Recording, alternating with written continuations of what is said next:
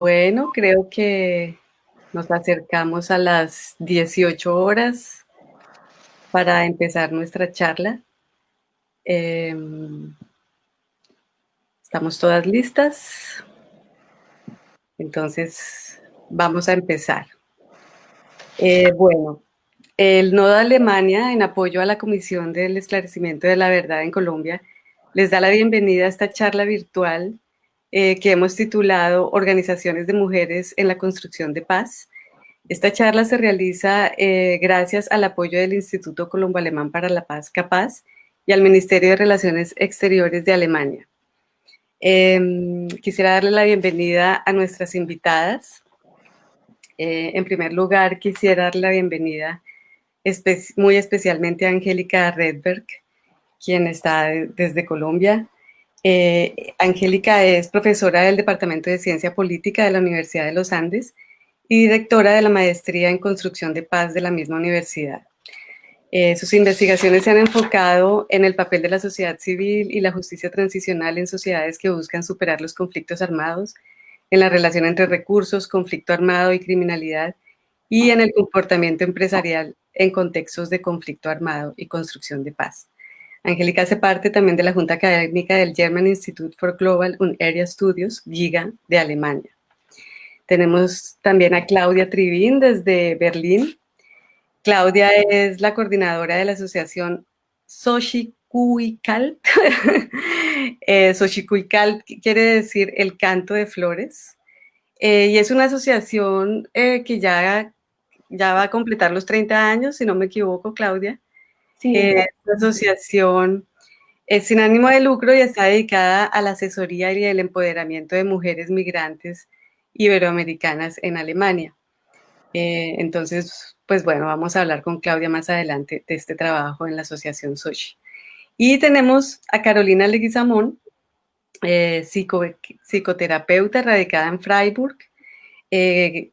Carolina trabaja con mujeres migrantes, tiene proyectos con mujeres migrantes y también tiene un programa de radio Raíces Nómades, por la cual también circulará esta entrevista más adelante. Yo soy Pilar Mendoza, soy periodista y investigadora social especializada en informalidad, desplazamiento, memoria y conflicto, pues principalmente en Colombia. Bueno, entonces para entrar ya en materia en nuestra charla, primero que todo, muchísimas gracias a las invitadas. Me alegra mucho tener este grupo compacto de mujeres para hablar de mujeres, pero está invitada toda la población mundial, por decirlo así, ya que estamos en el mundo virtual. Quisiera hacer un pequeño contexto antes de empezar con las preguntas, un poco decir por qué queremos hacer esta charla y sobre esta temática. Como dijimos desde la comisión, desde el Nodo Alemania de apoyo a la Comisión de la Verdad, nos interesa mucho resaltar el papel y el rol que han jugado las mujeres en la construcción de paz. Sabemos, Angélica lo sabe muy bien a través de sus investigaciones, que la construcción de paz va mucho más allá de los acuerdos de paz entre el gobierno y la exguerrilla de las FARC. En realidad, la construcción de paz ocurre en Colombia desde hace décadas y es principalmente gracias a las organizaciones locales, civiles, de víctimas y de mujeres, que se llevó a buen término los acuerdos de paz, la posibilidad de firmar estos acuerdos de paz. Entonces, por esta razón, queremos en esta charla hablar un poco desde la parte conceptual de los acuerdos, a través de la experticia de Angélica, pero también un poco desde la práctica, a través de todas las experiencias de estas organizaciones en construcción de paz y en particular pues de las organizaciones de mujeres. Entonces ya para empezar con las preguntas quisiera empezar con Angélica. Resulta que este podium es un poco interesante porque tiene de trasfondo que todas nosotras somos migrantes, tenemos un trasfondo migratorio en nuestra historia. Entonces quisiera preguntarle a Angélica un poco como para entrar en materia, ¿por qué llega a interesarse por la paz? Sobre todo si este tema tuvo alguna influencia el hecho de que sus padres alemanes hayan migrado a Colombia y justamente a causa de la guerra y del conflicto, entonces quisiera como empezar por ahí. Pues muchas gracias, Pilar, por la pregunta. Buenos días o buenas tardes a todos y todas las que están en este momento acompañándonos en este Facebook Live. Obviamente esta crisis del COVID-19 tiene muchísimos lados amargos y muy difíciles, pero uno de los bonitos que tiene es que nos ha impulsado a buscar nuevas maneras de compartir ideas a escala mundial, como acabas de decir, cualquiera puede escuchar y participar en esta conversación. Entonces, realmente, en primer lugar, muchas gracias por la invitación y muy grato para mí acompañarlas en esta mañana, tarde, según donde estén. Las guerras efectivamente, Pilar, han atravesado mi historia y la historia de mi familia. Mi abuelo materno llegó a Colombia después de la Primera Guerra Mundial, mi papá después de la Segunda Guerra Mundial, ambos estuvieron en el campo de batalla, ambas familias muy golpeadas por ambas experiencias. En mi casa de infancia siempre había más libros sobre las guerras que sobre cualquier otro interés que pudieran tener mis padres y en ese sentido, digamos, nunca tratamos la guerra o las guerras como en la mesa o en la sala con profundidad. Sí, siempre había silencios, pero creo que esos silencios eran muy elocuentes, porque siempre eran tensos, siempre eran amargos. Y en casa básicamente conocí que existen el blanco y el negro y aprendí también que el gris es mi color favorito. Obviamente, digamos, yo me crié en Colombia, fui al colegio alemán, pero digamos, mi formación política ocurrió en Colombia. Recuerdo, por ejemplo, ir al colegio en bus, escuchando en radio a Yamida Mat reportando los hechos y trágico desenlace del Palacio de Justicia. Una vez en la universidad formé parte del movimiento de la séptima papeleta, inspirada por la idea de que la guerra se acababa con una nueva constitución. Posteriormente observé con horror el asesinato de muchísimos candidatos presidenciales, obra del narcotráfico que buscaba legitimarse ante un Estado amedrentado y como muchos en la generación de nuestros padres y abuelos se acuerdan dónde estaban el día que mataron a Kennedy, yo me acuerdo dónde estaba el día que mataron a Pablo Escobar. Eh, por tanto, digamos, creo que toda esa formación mía contribuyó a que me dedicara a estudiar ciencia política y a trabajar en eso, digamos, es mi vocación y mi formación. Y como acabo, digamos, de presentarles muy escuetamente, mi experiencia personal y familiar tiene todo que ver con esta actividad académica que llevo hace ya más de 20 años trabajando en este campo del conflicto y la construcción de paz. Y de hecho, espero poder algún día escribir un poquito parte de esa historia desde un ángulo un poco más autobiográfico, pero eso es muy brevemente la historia de cómo llego yo a este tema. Bueno, muy interesante. Justamente esas imágenes del día de la muerte de este, del día de la bomba tal, son justamente las que todos nosotros tenemos y lo que queremos rescatar en estas charlas. Y bueno, tenía mucha curiosidad de saber un poco qué había ahí detrás de la experta en construcción de paz con orígenes alemanes. Muchas gracias por esa respuesta. Y para entrar ya más en materia del proceso de paz en Colombia como tal, como decíamos en la introducción, el papel de las organizaciones, tanto de víctimas como de mujeres, pues fue fundamental para poder llegar primeramente a la ley de víctimas, luego al nacimiento del Centro de Memoria Histórica y bueno, y así sucesivamente, por fin a los acuerdos de paz. Eh, Gracias a todo este trabajo de las organizaciones de mujeres, también hubo un enfoque de género en los acuerdos, lo cual causó pues ataques profundos a este tema por parte de los opositores del proceso de paz. Entonces quisiera que nos hablaras un poco de eso, Angélica, eh, un poco desde lo conceptual también y desde cómo se llegó a ese proceso gracias a la organización de mujeres, a los acuerdos como tal, al enfoque de género en los acuerdos, pero asimismo también quisiera que nos hablaras un poco de ya qué ha pasado en la implementación con esto en cuanto al enfoque de género y un poco si se ha logrado reparar las afectaciones que ha habido entre la diferenciación de hombres y mujeres. Pues mucho material ahí en esa pregunta, Pilar, yo creo que mucho súper interesante e importante hacerlo. Uno de los factores por los cuales se reconoce el acuerdo de paz firmado entre el gobierno Santos y las FARC en ese momento en 2016 es precisamente el rol que tuvo el tema de género, que no estaba ahí desde el inicio, hay que decirlo, digamos, las Ujú, organizaciones de mujeres. La composición de ambas delegaciones, para empezar, era solo masculina al inicio, las mujeres tenían roles más de asesor. Y eso fue cambiando con el tiempo y además el tema mismo que también se tomó su tiempo para llegar activamente a la interpretación de los acuerdos parciales que se iban logrando. Como ya dijiste, se decidió en algún momento la creación de una comisión de género facilitada por, diría yo, tres factores. En primer lugar, el movimiento de organizaciones de mujeres en Colombia que buscaba un espacio. En segundo lugar, por la presión dentro de las mismas organizaciones de encontrar un espacio más importante. Y ante eso, ambas organizaciones empezaron a nombrar, digamos, mujeres, por ejemplo, en cargos más visibles o en cargos más decisivos delegaciones. En tercer lugar, también hubo un papel muy importante de la comunidad internacional. Yo creo mm, que precisamente desde la ONU y desde muchos países, sobre todo de la Unión Europea, hace rato se está moviendo y se está promoviendo que las mujeres tengamos más participación. Si no la tenemos, que al menos el tema género se considere en los debates. Eso ha hecho, esas tres cosas juntas creo que ayudaron a que el tema llegara a las negociaciones y se avanzara en los acuerdos parciales que fueron, que iban siendo firmados.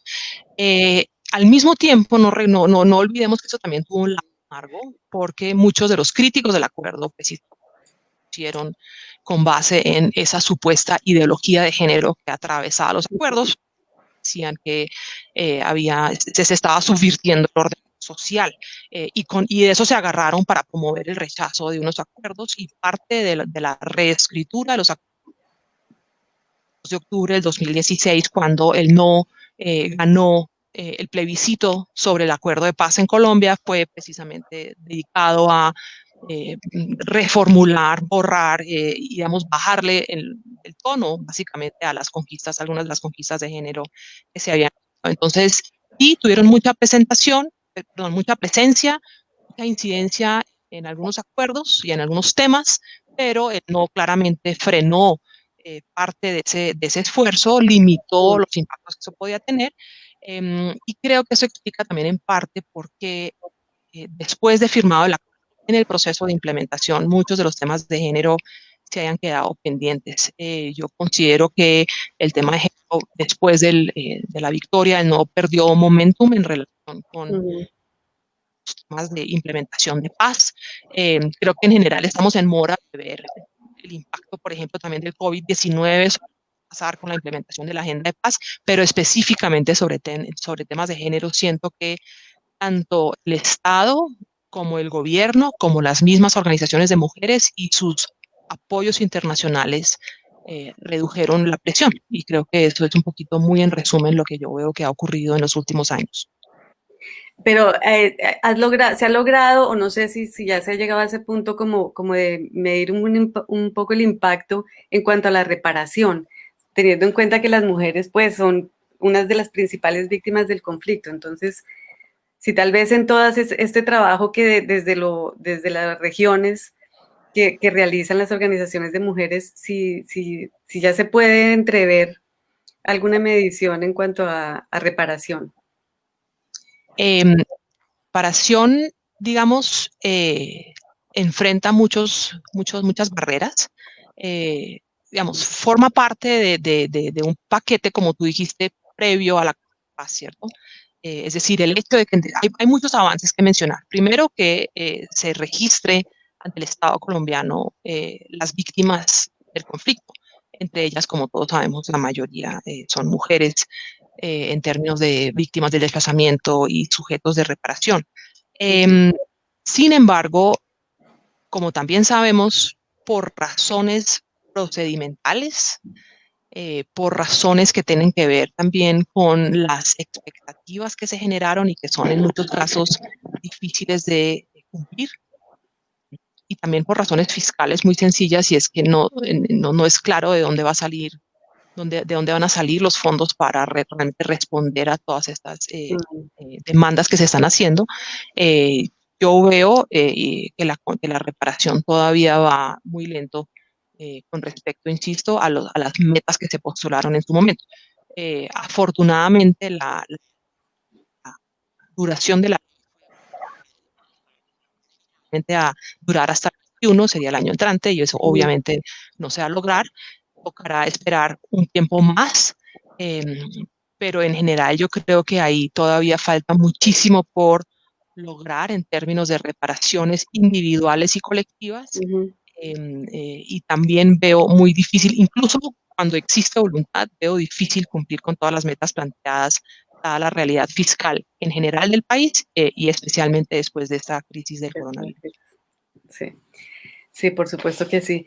Para darle la palabra a nuestras compañeras de mesa, quisiera preguntarle a Claudia un poco en la misma línea.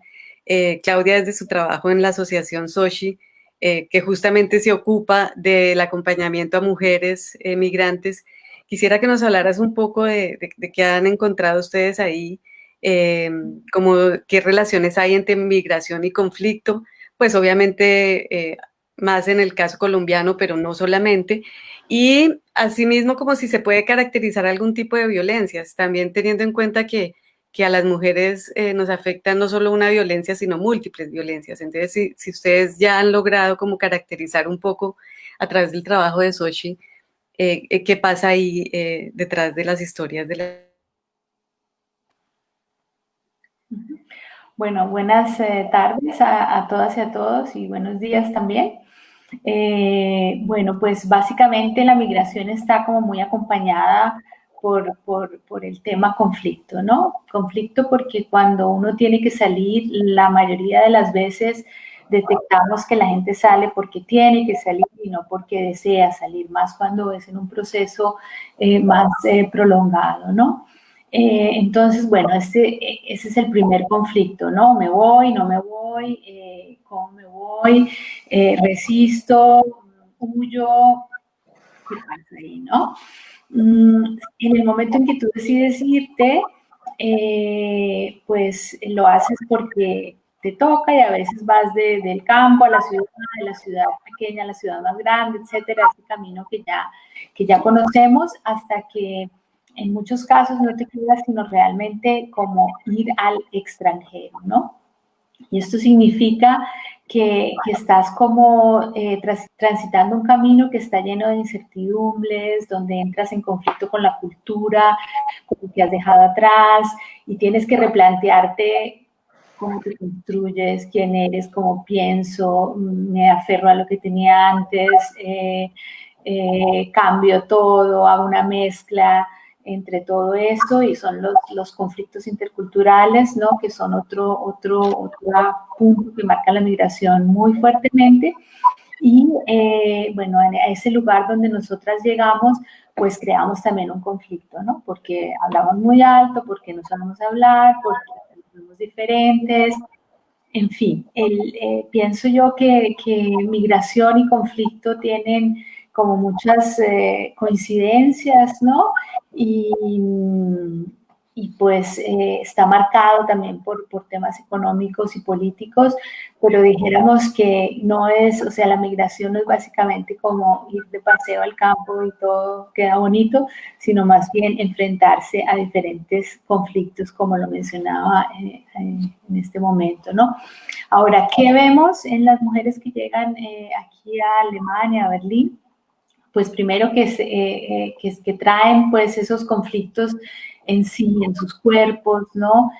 Cuando son víctimas directas del conflicto, en este caso colombiano, pero de todas maneras que están en una situación muy vulnerable, ¿no? Porque generalmente no tienen la información, porque han venido con alguna otra persona que les ha ayudado y hay mucho abuso de poder en estos sentidos y pues básicamente las violencias que vivías allá en muchos casos se reproducen y se agudizan en la migración, ¿no? La violencia económica, la violencia sexual y esos son pues básicamente como los dos puntos que creo que son como fundamentales para las mujeres en situación de migración, más el tema de las visas, si tienes asilo, si tienes refugio, como ese estatus de no estar legitimado, creo que que tiene un efecto muy grande en las mujeres migrantes.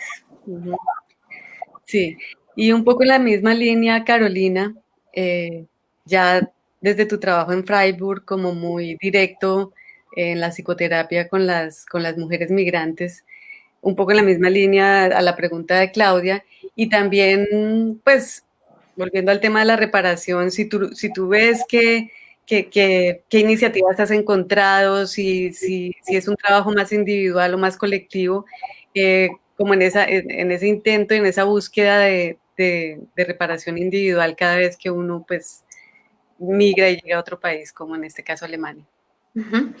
Bueno, muchísimas gracias por la invitación, gracias a las compañeras y a toda la gente que nos está escuchando y que nos va a escuchar después también en la repetición que hagamos. Efectivamente es un tema de muchos matices y de muchos lugares y voy a empezar con algo que introducen ustedes con respecto a por qué el enfoque de género. Yo creo que definitivamente y en lo que hemos hablado con mujeres migrantes, pero también en mi trabajo con madres que han perdido sus hijos en el marco del conflicto armado colombiano, específicamente en el sur del Tolima o las madres de Soacha con todo el tema de falsos positivos. Hay que decir que la perspectiva de género es crucial porque pone al descubierto precisamente todas estas narrativas de sometimiento y control que afectan a hombres y mujeres y un poco que está sobre la base de la violencia, ¿no? Sobre la base digamos, del poder tiranizado un poco. Y es la perspectiva de género con las mujeres que hemos trabajado con estos grupos y los que ya les voy a enunciar, pues ha puesto en descubierto la parcialidad, ¿no? La parcialidad que hace que vivamos el conflicto o no, que veamos, que victimicemos y revictimicemos. Una parcialidad que nos habla de repensarnos las relaciones de poder en los territorios, las relaciones de poder que hacen que mujeres sean más vulnerables en contextos de conflicto para determinados tipos de violencia, como la violencia sexual. Una parcialidad que nos habla también de las orientaciones sexuales en el marco del conflicto armado, de cómo se tramitan o cómo no se tramitan o cómo se invisibilizan, y una parcialidad que nos invita a mirar también el sometimiento. Creo que digamos, ese primer lugar que nos ha dado el poder trabajar con mujeres migrantes, pero no solamente las que llegan a Alemania, sino la migración interna, que realmente es desplazamiento interno en el país, de mujeres por motivo de conflicto armado, por desaparición forzada, por violaciones de diferente tipo, nos ha hecho pensar, digamos, en este lugar de cuestionar esas relaciones de sometimiento. El enfoque de género nos permite eso, nos permite hablar de parcialidad. Y si a eso lo unimos a algo que en este momento estamos trabajando desde una línea más feminista, el feminismo, claro, también es una categoría muy amplia de la cual uno pudiera tener muchas perspectivas, pero digamos que el feminismo en su base sí nos invita o siempre ha tenido como tema la violencia, ¿no? La violencia como que vuelve objetos a mujeres, por supuesto, pero también a hombres. En concreto, hay tal vez 3 lugares desde los cuales hemos trabajado este tema de conflicto, violencia, pero también apuestas diversas por la paz, tanto con población que se reconoce como víctima o que sí es reconocida como víctima, como no.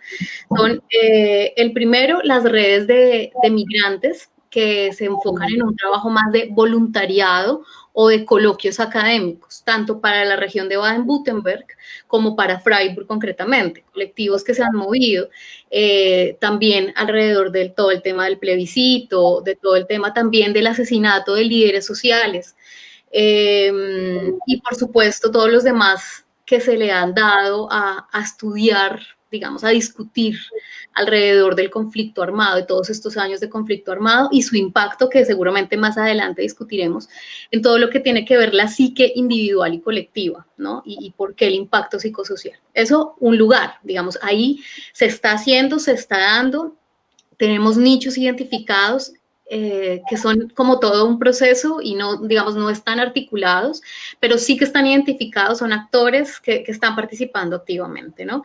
El segundo es que a través del proyecto que mencionaste al inicio, en Raíces Nómades, valga la pena decir que Raíces Nómades es una radio conformada por hombres y mujeres hispanohablantes, y creo que ese mismo ejercicio de ser hombres y mujeres nos ha permitido, digamos, construir sobre masculinidades diversas y feminidades diversas desde lo político y que más político que, digamos, que la vida misma, íntima, y poder pasar de lo privado a lo público un montón de temas. Raíces Nómades está hace ya 7 años, aquí desde Freiburg, también emite para Valparaíso, Chile, y en los últimos 2 años ha ido creciendo, 3 años, 4 años ha ido creciendo, yo me vinculo hace ya casi 2 años, y allí hemos descubierto diferentes iniciativas muy potentes, de las cuales quiero resaltar 2, porque yo creo que ellas nos están escuchando, y es primero MAFAPO, que es la organización de madres y familiares de los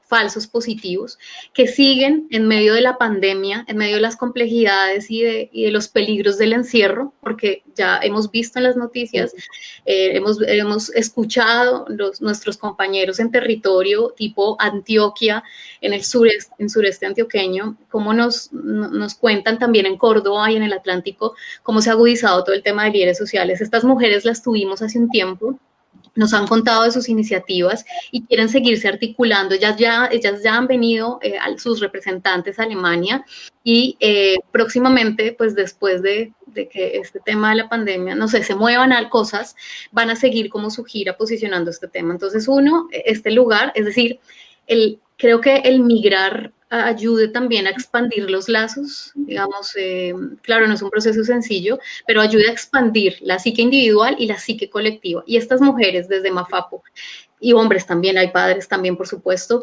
y las redes que estamos armando acá, pues está generando ese intercambio. Otro punto muy importante que tiene que ver incluso con los 8 ejes estratégicos del enfoque de género que contempla todo el tema de los acuerdos de paz,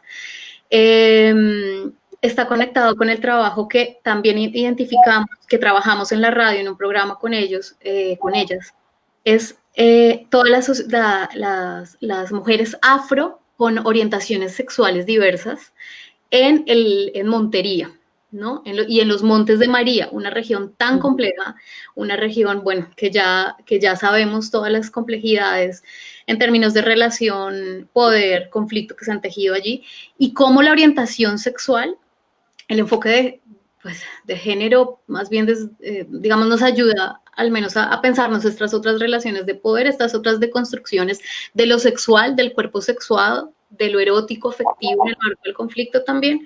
Y allí estas mujeres afro están desarrollando un ejercicio muy interesante, y si bien ellas todavía no tienen un eco acá, no tienen todavía un eco acá, sí que se están conectando con España, y bueno, vamos a ver qué otras cosas podemos tejer aquí, digamos, concretamente en Alemania. Entonces, digamos que hablando de iniciativas, sí hay este movimiento de lo micro a lo macro, como esta invitación que también yo creo que hace el enfoque de género a que esto que es privado, ¿no?, se vuelva público, porque es que lo privado es absolutamente político y vinculante, y es esto, es la violencia sexual, es la desaparición forzada, es un trabajo muy valiente y doloroso que han ejercido mujeres. Tú hacías una pregunta con respecto a la medición.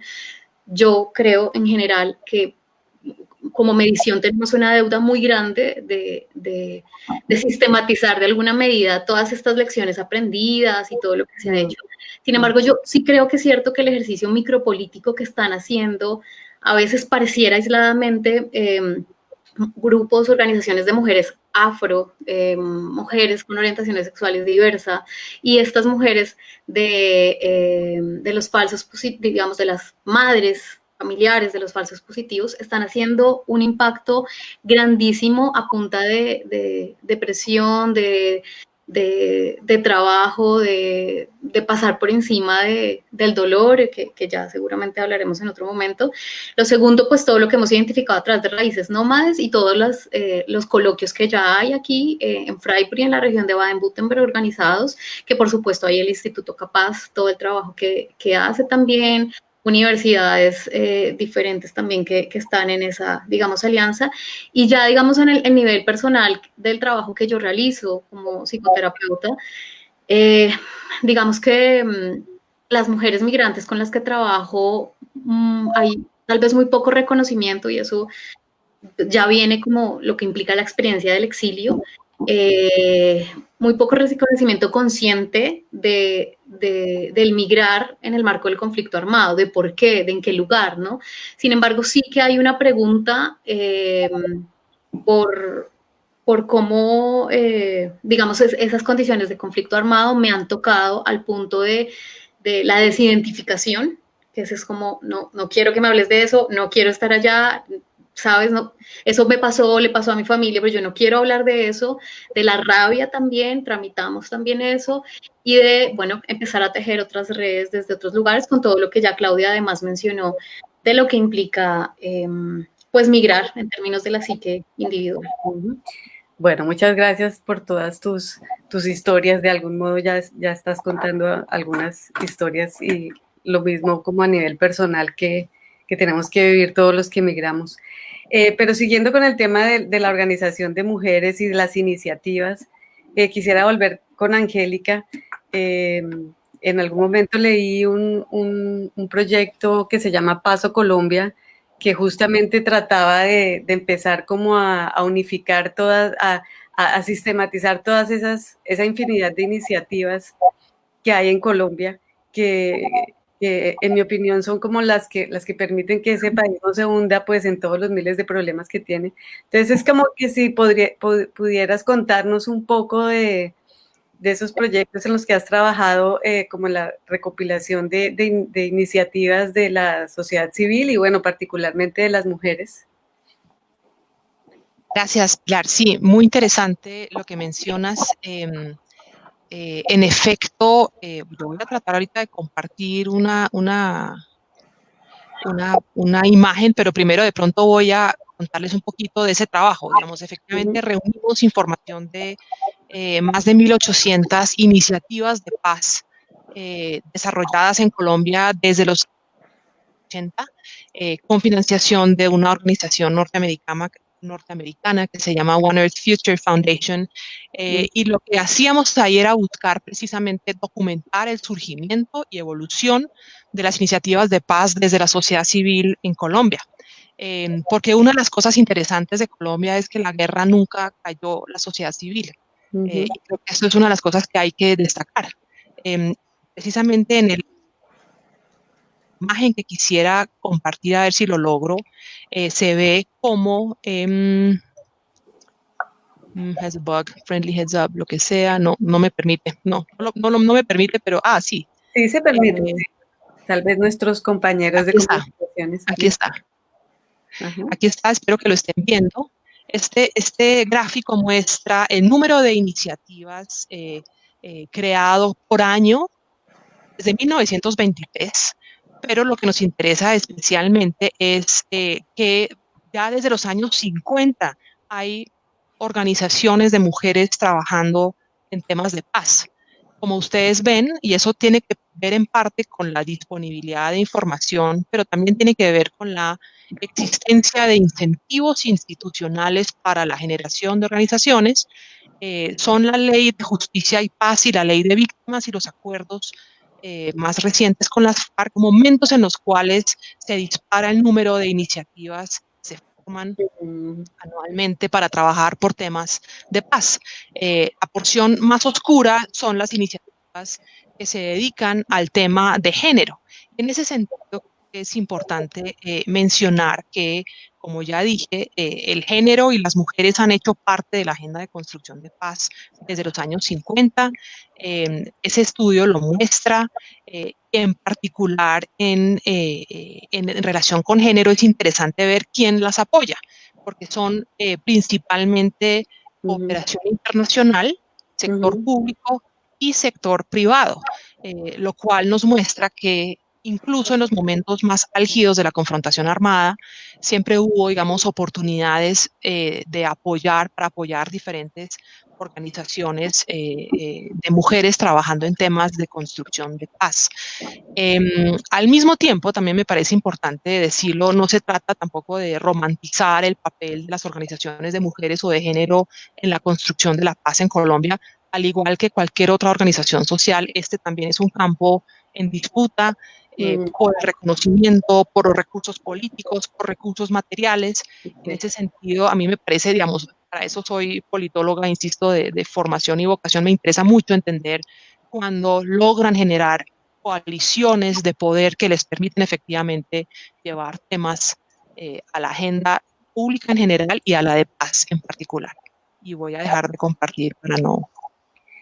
Sí, es que no se estaba viendo el cuadro y aquí la gente nos está preguntando que no se veía, pero o sea, no tuvimos sino como un minuto el cuadro. ¿Lo podrías volver a poner tal vez? Con mucho gusto. Qué pena que eso no haya funcionado tan bien. Sí, como para dejarlo ahí un momento para que puedan ver. Ahí está. No sé, ¿lo están viendo? Sí, ahora sí. Estamos bien. Sí, okay. Listo. Entonces ahí se puede apreciar, digamos, las curvas gris claro, que son en general las iniciativas de paz de la sociedad civil creadas según el año, y la fracción oscura de abajo son las organizaciones que se dedican al tema de género como un área de trabajo.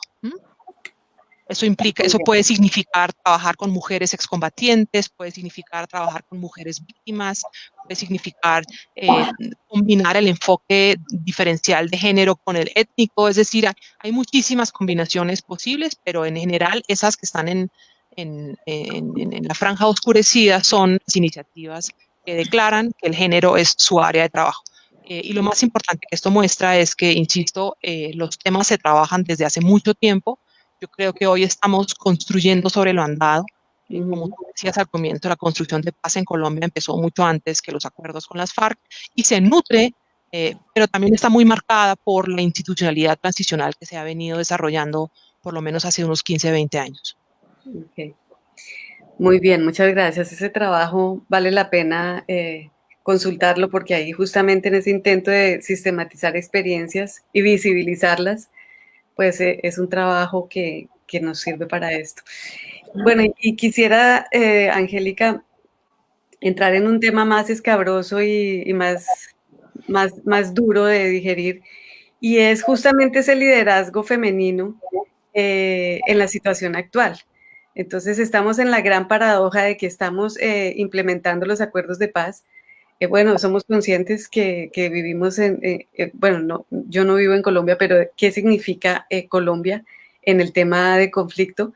Pero pues tristemente vemos cómo cada día están asesinando líderes y muchas lideresas. Bueno, en los últimos días hubo un momento en este año en el que fue que primordiaron los asesinatos de mujeres.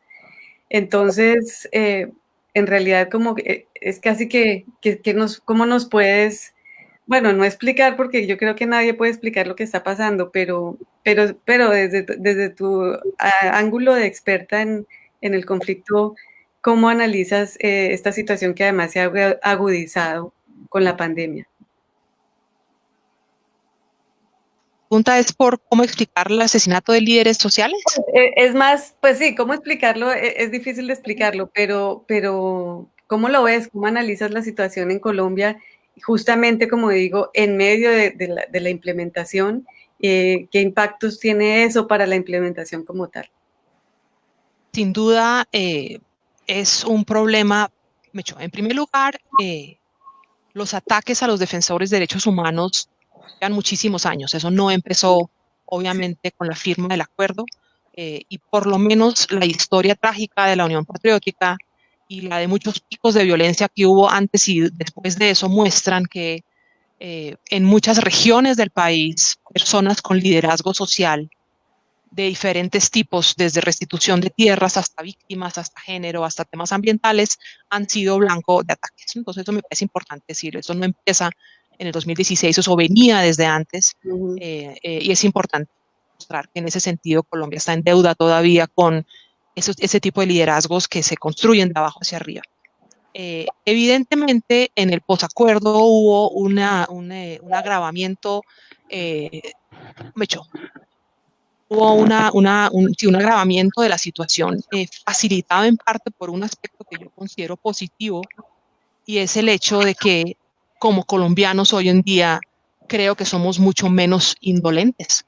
Es decir, para mí el contraste interesante es ver que líderes sociales fueron, como ya dije, blancos de ataque durante muchos años antes. Sin embargo, eso no generaba el tipo de reacción que está generando hoy. Entonces, no quiero decir con eso que me parezca bien, obviamente, que esté pasando lo que está ocurriendo. Lo que sí me parece bien es que hay una sociedad que aparentemente lo tolera con menos facilidad que antes. Y creo que eso es un avance que se ha logrado en un país en el que en general los indicadores de violencia han bajado. Ciertamente los de homicidios han bajado y donde la violencia se ha concentrado en ciertas regiones del país. Entonces, a mí en general, desde el punto de vista quizás de conciencia moral, me llama la atención ver que muchas más personas que antes podían registrar la violencia como algo que pasaba por ahí, hoy en día la consideran como una responsabilidad personal y se vuelven activistas para evitarla, sea en redes o sea en nivel político, pero digamos pasa más hoy en día para mostrar que eso está mal y debe pararse.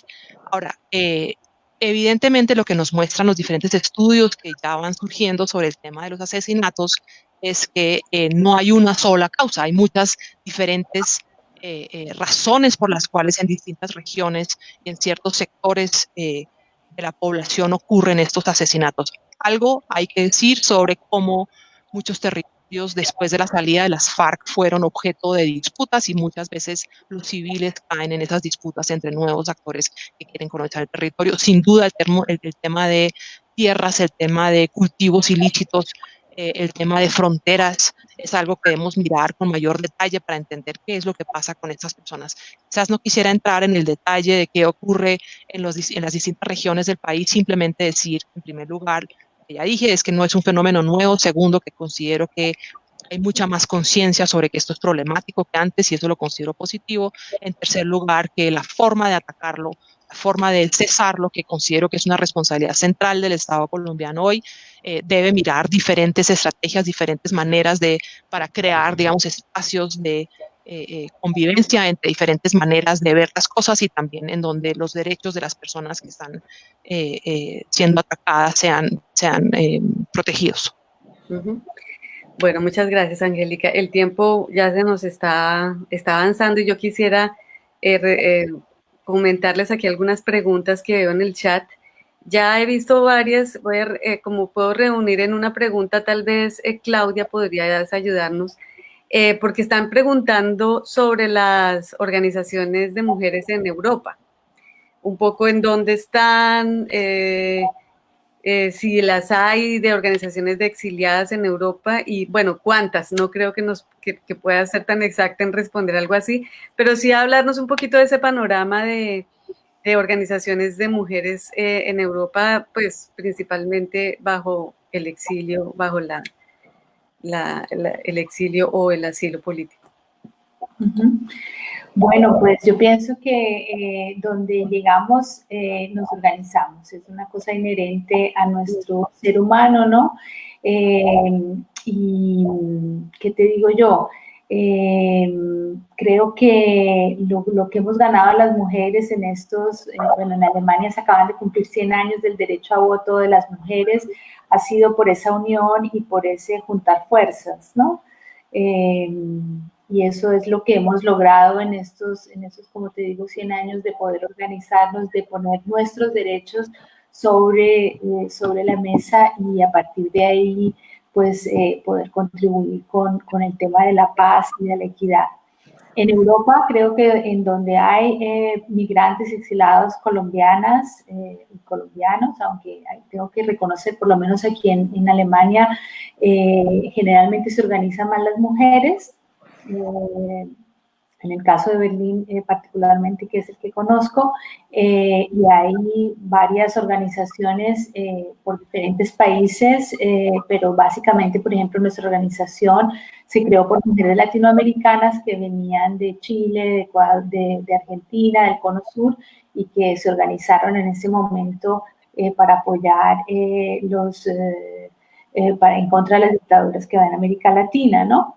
Y eso continúa hasta el momento. Las organizaciones de mujeres colombianas también y de colombianos aquí dijéramos, han aumentado.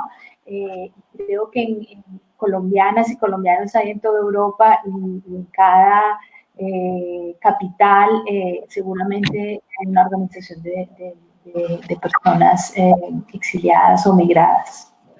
Tal vez ahí podrías comentarnos un poco el trabajo del nodo el nodo internodal de género, un poco lo que ustedes han hecho, porque justamente el objetivo es un poco eso, ¿no? Es como identificar las organizaciones en Europa, pero desde el enfoque de género. Entonces, si quieres, nos puedes contar un poco eso.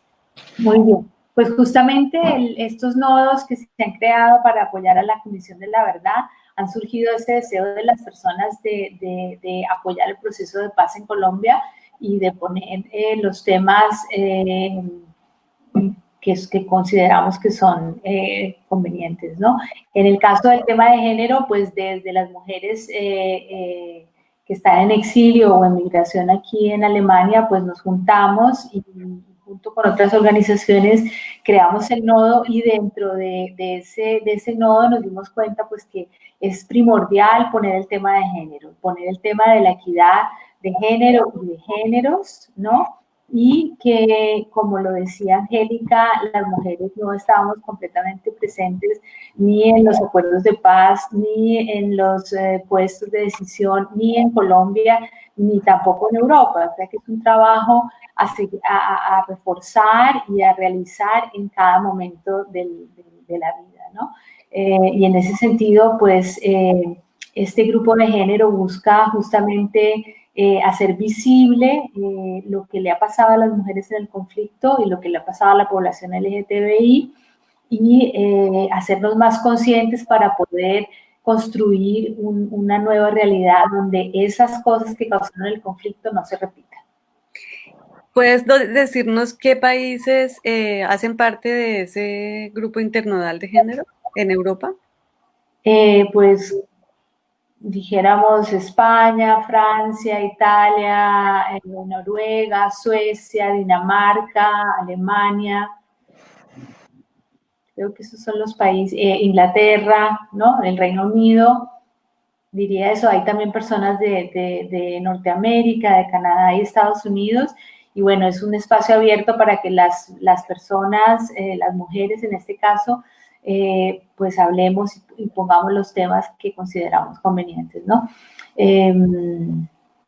Sí, ahora la mayoría de las personas han llegado a España, ¿no? España y Reino Unido es donde hay la mayor parte de personas refugiadas colombianas o migradas colombianas. Entonces, lógicamente, donde hay más gente, pues hay más asociaciones. Bueno, aquí tengo otras preguntas. Bueno, hay una que está más, que es anterior y me parece como que cualquiera de ustedes podría responder en la medida de sus conocimientos. ¿Existen organizaciones de mujeres indígenas trabajando en la construcción de paz? Entonces sería interesante conocer algunos ejemplos. ¿Puedo responder si quieren? Sí, por supuesto. Sí, claro que sí. En general, los grupos, las asociaciones indígenas son muy sólidas, tienen una gran capacidad de convocatoria y de acción conjunta y colectiva. Ejemplos hay, por ejemplo, en el Putumayo, una asociación que se llama Mujeres Tejedoras de Vida. Existe también la Asociación Nacional de Mujeres Campesinas Negras e Indígenas de Colombia, que ha tenido incidencia en temas de paz. La Ruta Pacífica, obviamente, a nivel nacional y específicamente de mujeres en el Cauca, ha tenido agendas indígenas. Es decir, sí, seguramente no estoy haciendo justicia a los muchos ejemplos que hay, pero sin duda ha habido esfuerzos de mujeres indígenas involucradas en temas de construcción de paz. ¿Y tienen incidencia, digamos, ya en la esfera pública, política del centro del país? No conozco en detalle todas estas experiencias, sé que existen, digamos, es una limitación de mi estudio, tengo el dato de que existen o que han tenido participación, pero no, digamos, no tengo conocimiento profundo de cada una de esas asociaciones como para saber qué es lo que hacen exactamente.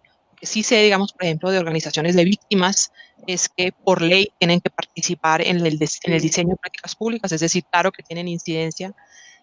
También sé que han tenido una gran participación en el diseño de la actual institucionalidad transicional, en la discusión precisamente de la Comisión de Verdad y cómo definir su informe, sus políticas de pedagogía y comunicaciones. Forman parte de grupos asesores, de grupos de trabajo, es decir, yo creo que a ese nivel hay muchísima incidencia y ciertamente mucha consulta a este tipo de asociaciones. Bueno, aquí tenemos otra pregunta que... Quisiera complementarme ahí un poquito. Sí, claro. Claro que también en la situación aquí en el exilio refleja lo que pasa también en Colombia, ¿no? Hay menos personas indígenas de origen indígena, menos personas tal vez afro, pero sin embargo, como uno de los centros del trabajo de la comisión es también tener ese enfoque étnico, ¿no? Ese enfoque de diversidad sexual, pero también del enfoque étnico de dar un lugar a las mujeres afro, a las mujeres indígenas, a las mujeres campesinas también, y creo que es como importante que estamos pues tratando de abrir esos espacios y dentro, por ejemplo, del grupo de género hay compañeras indígenas que están preparando sus textos y contando de lo especial que es, además de ser mujer, además de ser indígena, además de vivir en el campo, que es una situación muy diferente a una persona que venga de la ciudad, ¿no? Por supuesto. Sí. Bueno, aquí en efecto alguien nos comenta que hay incidencia, sobre todo a través de los pactos de transformación regional en los PEDET.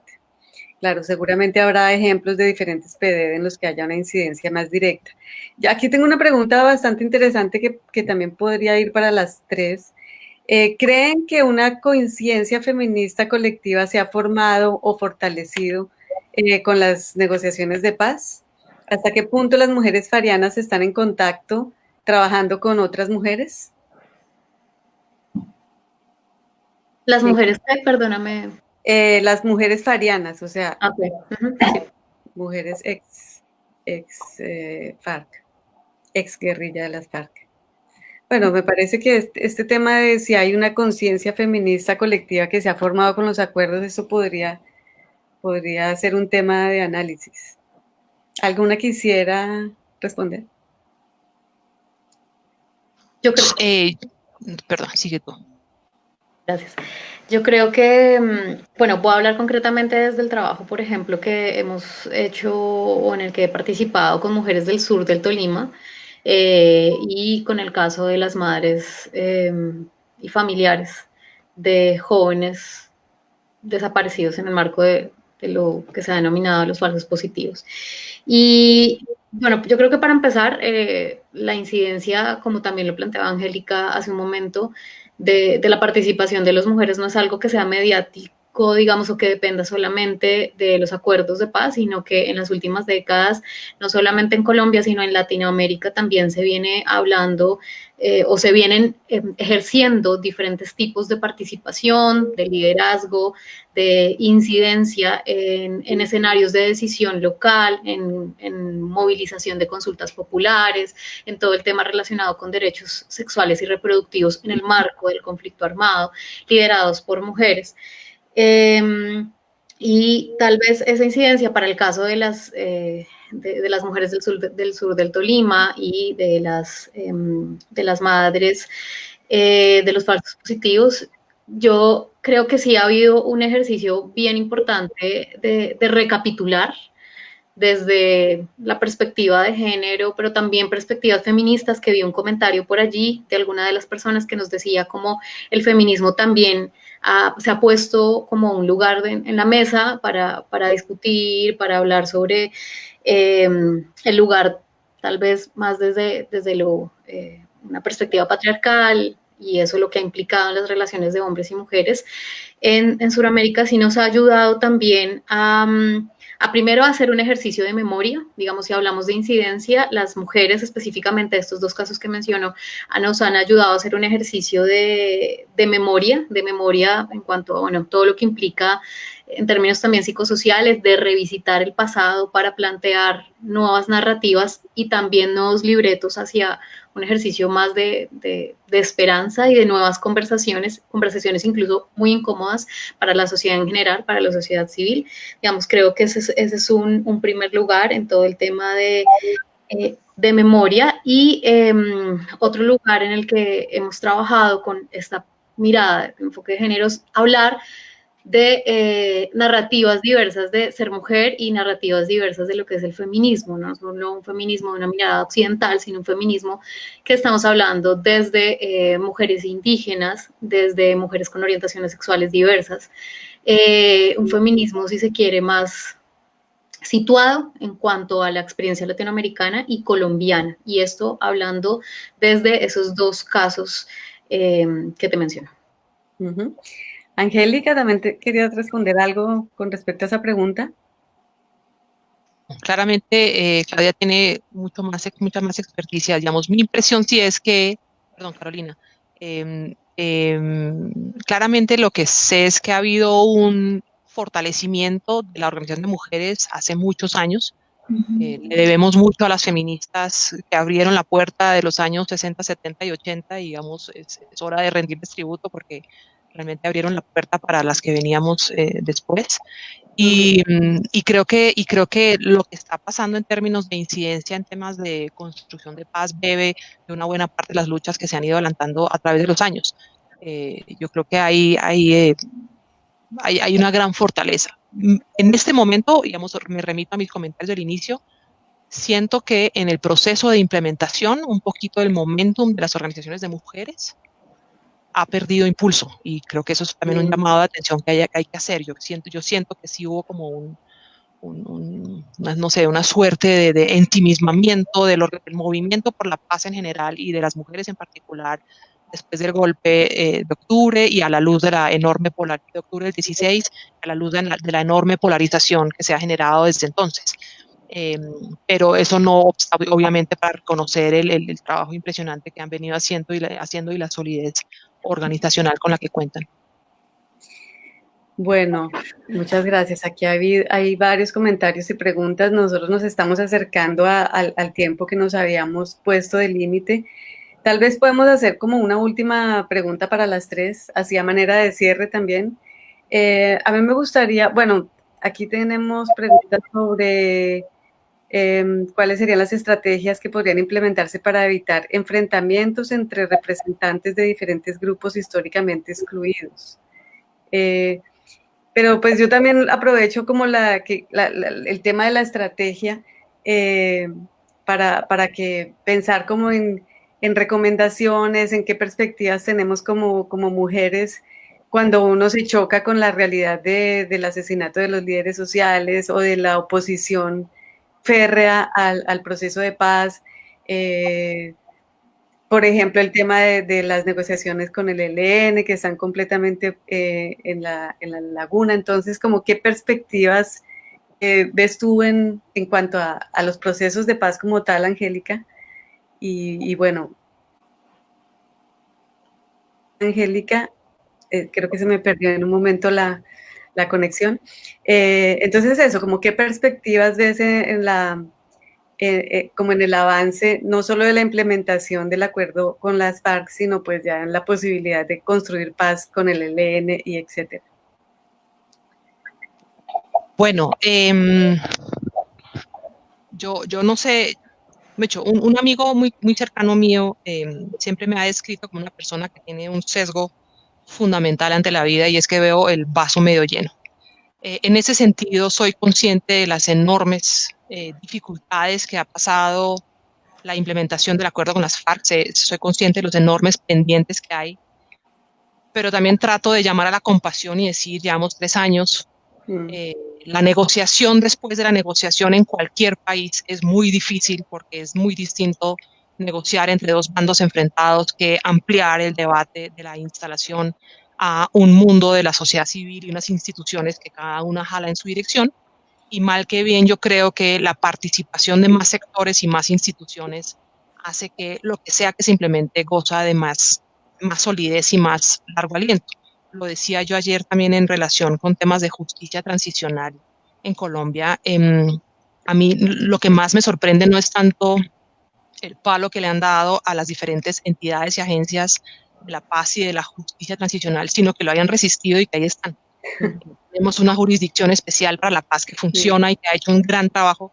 Perdónenme que lo diga también, no es propaganda, pero sí lo siento así, un gran trabajo identificando unos macroestudios que me parecen absolutamente estratégicos y necesarios en temas de reclutamiento de menores, en temas de falsos positivos, en temas de secuestro, que son claramente temas que moralmente es difícil estar en desacuerdo, que son prioritarios.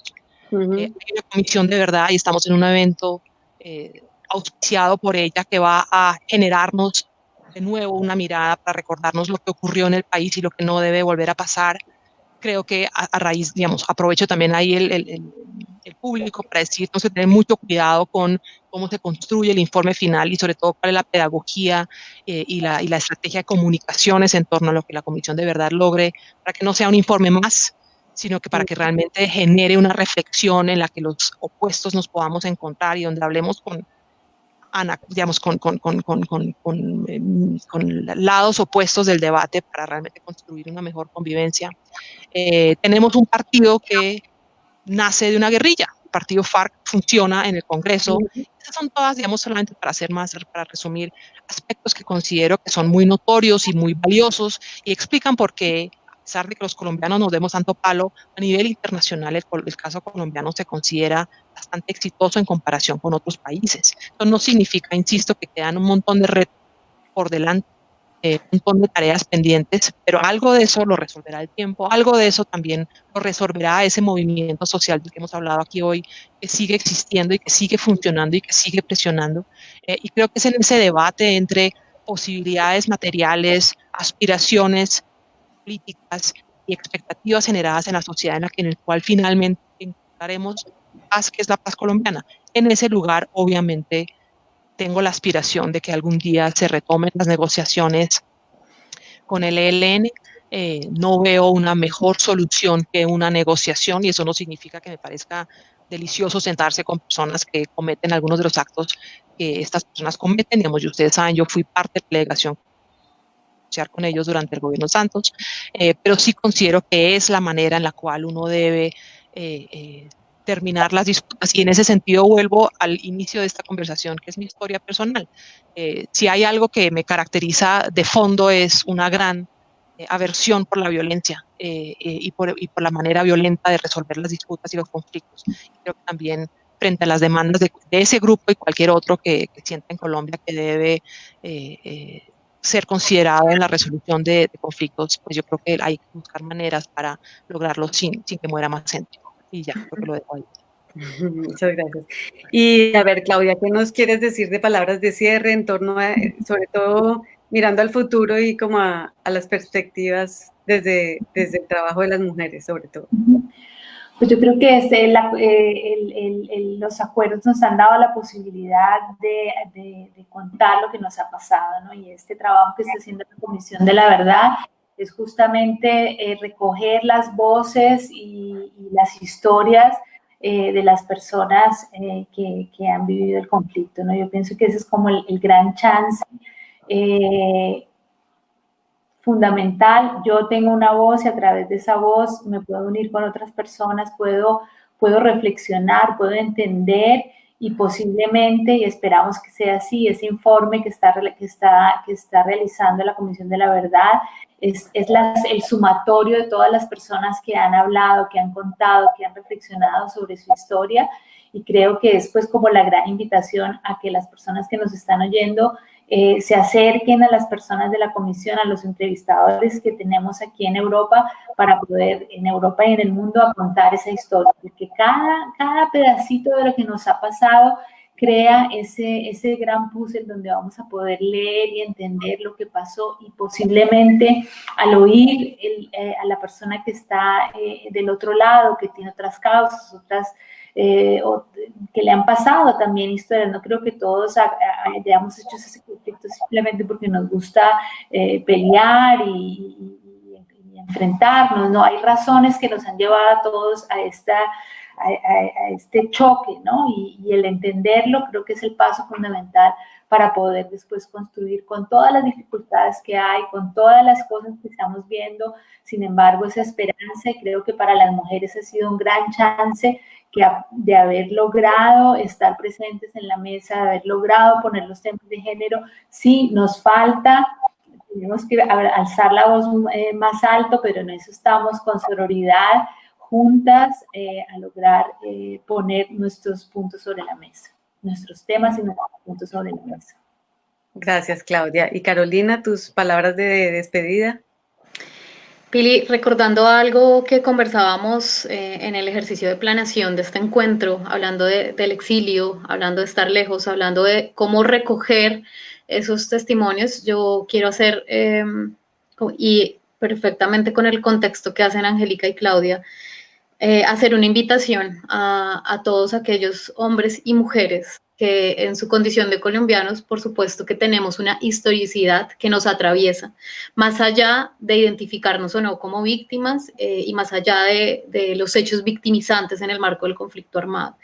Porque revisitar el pasado, hablando, por ejemplo, de las entrevistas que ustedes, que hace la Comisión de la Verdad, de las entrevistas desde el Nodo de Alemania que ustedes hacen, y por supuesto los otros países, revisitar el pasado nos permite recorrer como las raíces de nuestra identidad, pero esas raíces de nuestra identidad nos permiten plantearnos historias de futuro, que esas historias de futuro terminan siendo una esperanza, y el reto que tenemos en medio de que yo también creo que veo, aunque intento tener una perspectiva apreciativa ante la vida en general, veo el vaso medio lleno también, y creo que no en vano por eso en Raíces Nómades tenemos una perspectiva muy crítica de todos los hechos que abordamos.